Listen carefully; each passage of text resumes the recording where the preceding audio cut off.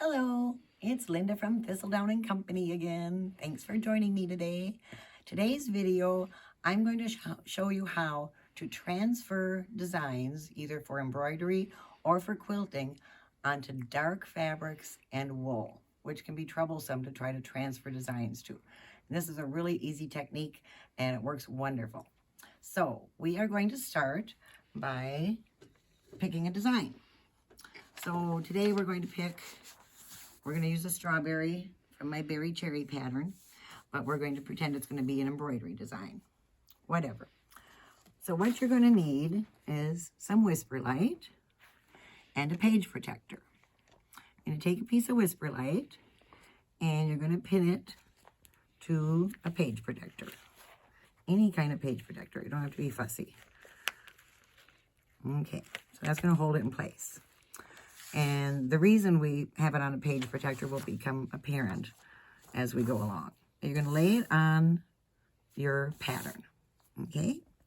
Then we are going to take, this is a friction marker. It's like a ballpoint, but it's heat erase, which is really, really cool. And I have these on my website. I use them all the time. I love them. So you are going to trace your pattern onto the Whisperlite. Whisperlite's on top, page protector's underneath. And the reason we have the page protector down there is because the Whisperlite is so Whisperlite that if I didn't have the page protector on here, I would be mucking up my drawing. And you might be tracing something out of a book, or you don't want to muck up your original pattern. The page protector does what it says. It protects the page. So we're just going to keep tracing right in the lines. Keep going.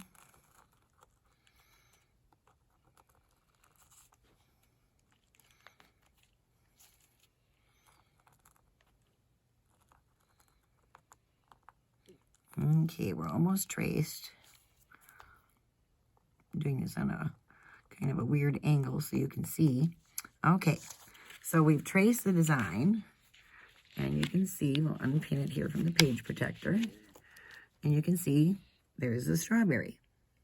Okay, so now we're going to take, and this is a piece of cream colored wool, and it's a nice thick wool. So we're going to lay it on there, because let's say we want to embroider that on there.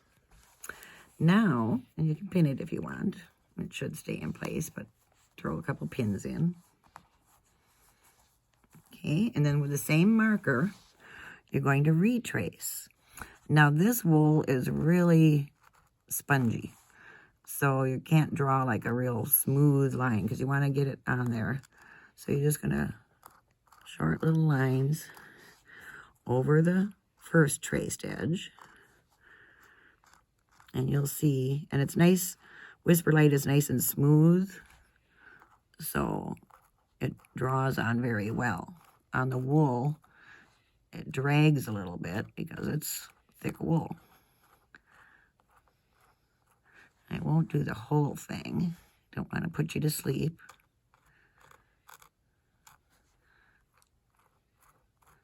We'll do about half.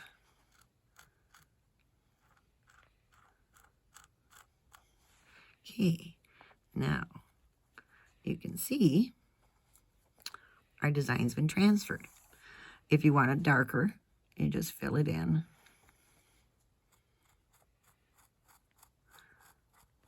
But as you can see, if you can see enough to draw over it again, you can see enough to stitch on it. But you can darken it up. Okay, so that's transferring onto a light colored wool. Easy peasy, works super nice because wool, you'd have a good strong light box to see through, and you might not even have a light box. So this is a great way to get your designs onto wool because stitching on wool is so nice. And what's nice about the friction marker, if you make a mistake or your stitching doesn't hide all the drawn lines, you take heat and it goes bye-bye. And there it goes. So that is wonderful. You don't have to worry about the marks staying or anything else. So that's doing it on white wool. Okay, so now what about something dark? Dark wool. Here's a very dark wool. I have a dark burgundy. Okay, so I'm gonna again pin my drawing on there. I've traced it with the friction marker. So we're going to do a couple different things. Now this is also a heat erase. This is a white heat erase ballpoint. And you're going to trace. Now again, because it's wool, I'm having to press harder. And so it's tearing up the Whisperlite a little bit. But it's still working. And you're right over that line. Now this marker is kind of weird. Let me show you. I'm going to draw a line. You don't see it right away. See it, all of a sudden it appears whiter. So you first draw a line, you don't think it's working. There it comes. So it takes just a second for the white to appear. So give yourself time for that to show up. And I know it's hard to see on this. Okay, gone a little ways. I'll let you see what it looks like. Look at that. So there's our marking on dark wool. And again, if you want, you can go through and do some more. Okay. And there you'll have your design that you can stitch. Now and again, this is heat erase. Oh, there it goes, disappeared. Now, I'm just doing quick pressing on my mat. Don't press on your cutting mat. I just did it real quick so it didn't damage anything. Again, do what I say, not what I do. So, you can also, now of course I took my marks away on that side. You could also use a white chalk marking pen. This is a Pat Campbell fabric marking pen. And I'm going right over where I had traced it with the black friction. And again, wool, it's gonna make some firm, short strokes. But that also comes through. But that's not heat erase. So then you'd have to brush it off. But you can, and it's real faint, and you won't see that. So, the white marking pencil by Pat Campbell, or the white ballpoint heat erase, and we started out with the black friction ballpoint. And I have these on my website, so that's on wool. Okay, but let's see, there's other fabrics out there. How about denim? You can do a lot of projects with denim. My design's getting a little worn out here. But again, pin your design on. Okay.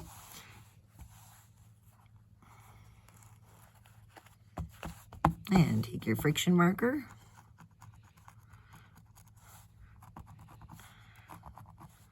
And you can see on the denim how much easier it is to draw on because the denim isn't as spongy as the wool is. So it draws easier on this type of fabric or on regular fabric.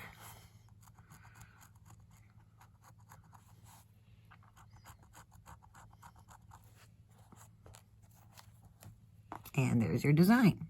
And again, you can darken it up. As you can see, I was doing kind of quickly.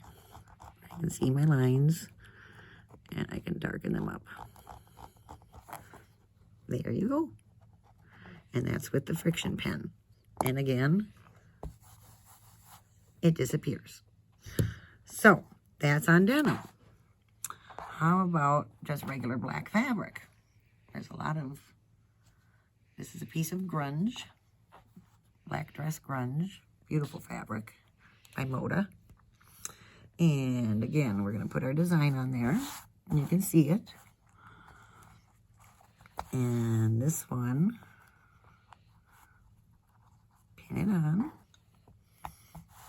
And I think I can still see my original line over here, taking the white heat erase And like I said, you can see how much easier, oh, that was the wrong line. There's the line. How much easier the white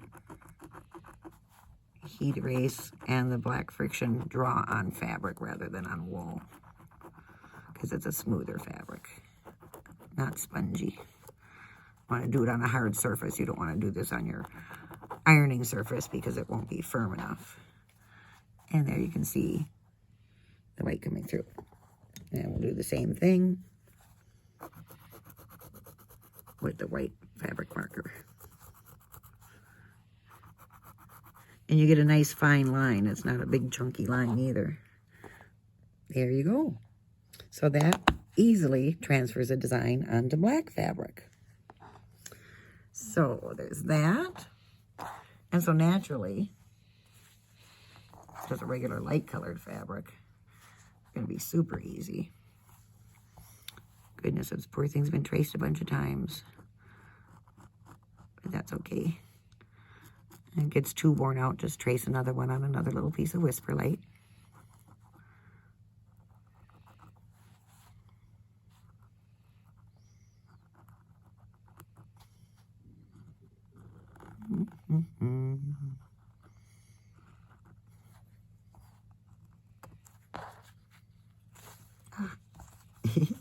There you go. So, regular fabric, it's a breeze. So, but no light table needed.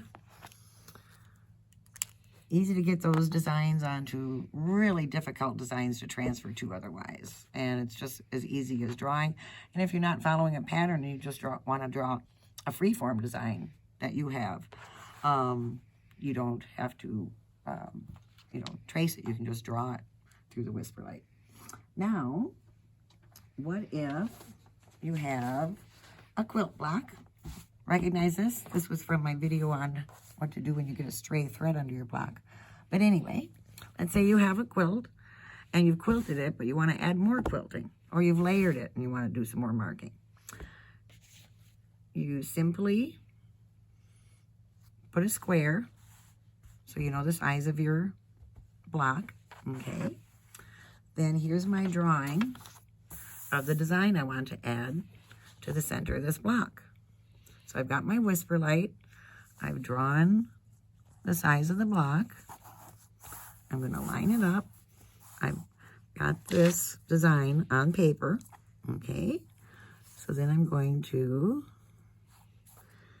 take my friction marker, because we're doing it on light, and I'm going to trace it.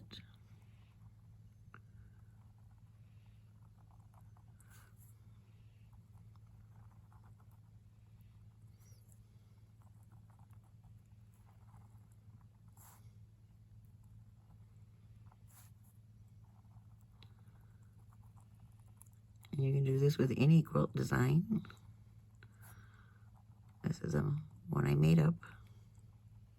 Okay, so then, see what I mean now? I didn't use a page protector. And now you can see that those marks, when I traced, came through on top of my pencil marks. So, it's up to you. You don't have to put a page protector down, but if you want to save it and not get it mucked up. So now place it on your quilt. Put some pins in.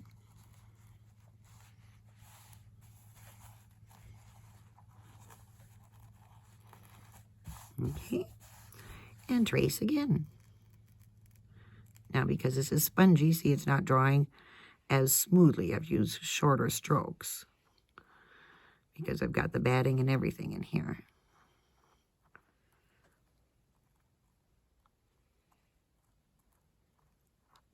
Okay, but this is a really neat way to get quilting designs put on your quilt top. Whether your quilt top is already layered or if it's not layered, either way. But it's layered, a light box isn't going to work.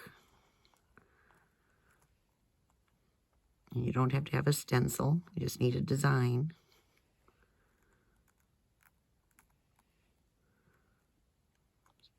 So if you can trace it, you can transfer it.